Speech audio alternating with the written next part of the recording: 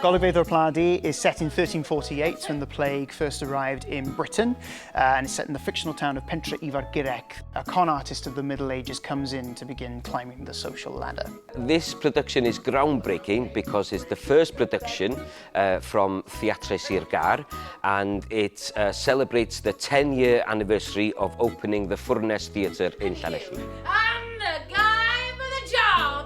So this is a show that the audience will not forget. It moves very quickly and it's something that I hope the audience will leap into our world with.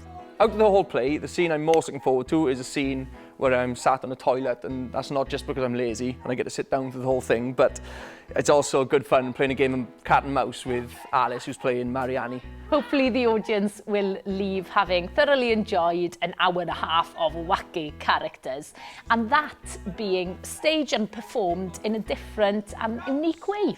Golygfeydd O'r Pla is cheeky, Pacey, Amusing, challenging, Gory.